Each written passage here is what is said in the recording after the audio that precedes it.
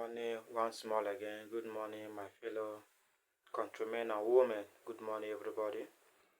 The political space of Nigeria has started intensifying.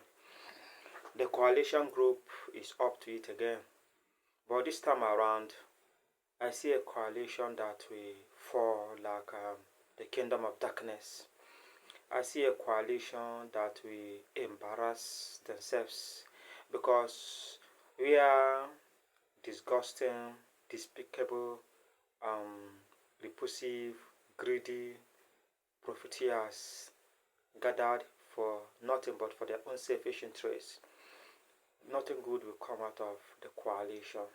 And as right-thinking Nigeria have seen it, nothing good will come out. That's the fact about it.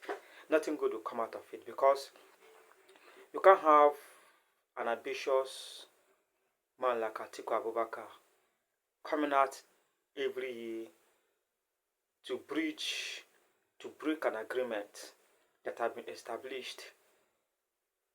It can't be possible. Let us tell ourselves the gospel truth. Let us tell ourselves the gospel fact. Atiku Abubakar is the cause of PDP downfall. Atiku Abubakar has never established anything politically. He always looked for a ready-made political party and then jumped in there, then buy every delegate with his dollar, and then go on to contest. You know, the problem with Nigeria is that we Nigeria ourselves are greedy people. We Nigerians ourselves are selfish. You know, in fact, the youths are more selfish and more evil than even these political elites. Think about it.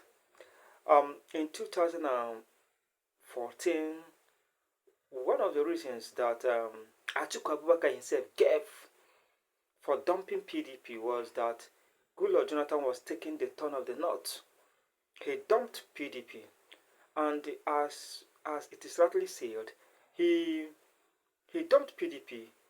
And when Dr. Goodluck Jonathan visited him in London, he said that if Dr. Goodluck Jonathan, a sitting president, will relinquish his aspiration, then he will support him. And Goodluck Jonathan refused. And then he dumped PDP. And then teamed up with Bola Ahmed Tinubu. And then they brought in Buhari to power. Now, in Ekwuremado's report on why PDP lost in 2015 was that it was not the turn of the South. And so arrangement need to be made whereby it will be the turn of the South and the turn of the North. And that is why in 2019, no Southern political elites contested in that primaries in Port Harcourt.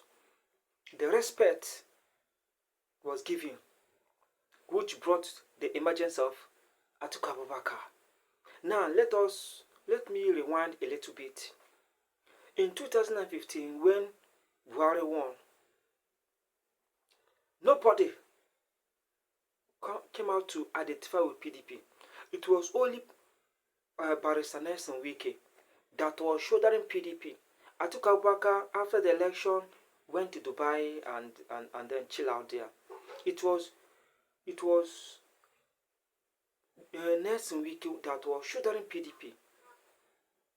Then after he has arranged PDP, packaged PDP, made PDP an opposition party, Atiku Abubakar came from Dubai in 2019 and hijacked the primaries with his dollar. He lost. Now in 2023, who's supposed to be a southern affair, the same Atiku Abubakar again came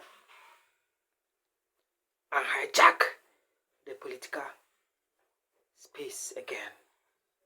Not minding that it is the turn of the South. What's wrong with Atiku Abubakar?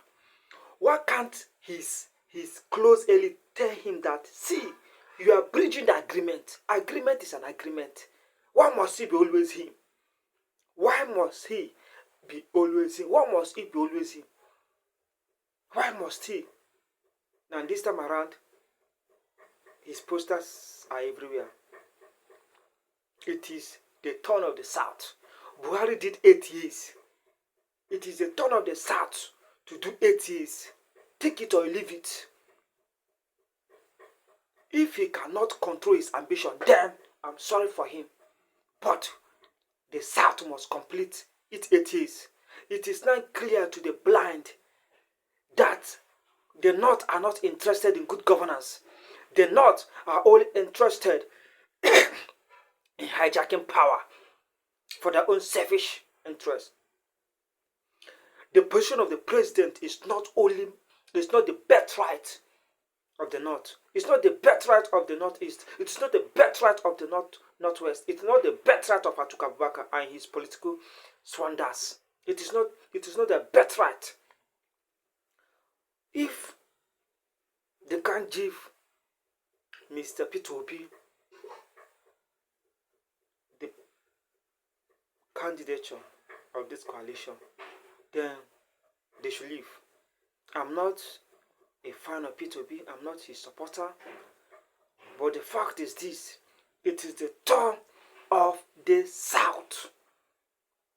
And if they cannot, if Atiku Abubakar want to go ahead, then I call on the Southern Nigerian youth, I call on the Southern Nigerian political elite to solely support Bola Ahmed Tinubu. There's nothing wrong in that. If Buhari can do 8 years and we enjoy him, then we can enjoy Tinubu for another 8 years, for another 4 years. Yes, there's nothing wrong. The North should respect this agreement. If they can't, then they should let us divide this country so that everybody will go his own separate ways. What kind of nonsense is this? Must we be subjugating ourselves to please the North? Especially the Northwest and Northeast. Must we be subjugating ourselves? Must the Southern Nigeria be subjugating itself to please the Northeast and the Northwest? No, we can't continue in this manner. Nigeria is not meant for the Northeast and Northwest. No, Nigeria is not meant for them. And so if Atiku Abubakar cannot respect the South and North agreement rotation, then I'm sorry for him. I'm sorry for his cohorts. And I come to social media. I see a lot of people looking for SSA and SAA. From the South, trying to lay the best candidate win. No, we are not talking about lay the best candidate win. We are not talking about throwing the party primaries open. We reject that, and that was the mistake Wike made. We reject throwing the party primaries open because in 2019 it was restricted only to the North. So it will not come to the turn of the South. It will be thrown open. And when I saw David Mark, I saw I know that this thing is just a group of scammers. PDP died a natural death. It was because of David Mark.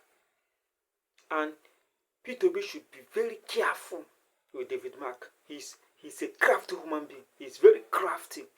Peter Obi should be very careful of that man. Because all their intent and inaction and action is to manipulate the system to bring in Atiku Abubakar again. And then by that time, it will be very late for Peter Obi. And then they will be begging him to be VP. And the worst thing that will ever happen to Peter Obi and his political career is to be a VP to Atiku Abubakar. It will simply mean he has betrayed the interests of the South. Those trying to manipulate the system, trying to cajole the obedient movement, trying to cajole people, trying to cajole them to accept VP. Any attempt to accept the VP, he has killed and buried his political ambition. Because nobody will take him serious again. Nobody will take him serious. So the simple fact is this. Is either he pulls out of this 419 coalition and stay out, or he make his intent known as early as possible. I hate a situation where somebody is darling whining. I hate darling whining. Come out and set direction. Come out and be specific. Tell your followers this is where we are going. Not that you leave them in limbo. It is not how political. That's why I love. I'm not a fan of Nigerian political space. My mentor is Mazen Namdekalo. He's very straightforward. He's very decent and dignified. He knows where he's coming from. He knows where he's going to. Not all this darling whining, hanging out with a mother like Erofai. No, I don't know. That. These are some of the things when I look at these people, I tell you, are not yet serious. They are not yet serious. If they are serious, we will know. But my take on this political rascality, these political scammers, David Mark, Ayu, Secondus, name them, Erofai, the mother, name all of them. No, they are nothing but political scammers. They are nothing but political scammers. So I don't see nothing good come out of this 419 coalition. I will continue this exposition. Please, for more details and to get a full video of this, follow me on my YouTube account Owele88. Just go to YouTube, you will see me there, and you will watch other political analysis I did. Follow me on YouTube once more again, Owele88, capital O WELLE88. Thank you very much, and do have a wonderful day ahead. Thank you.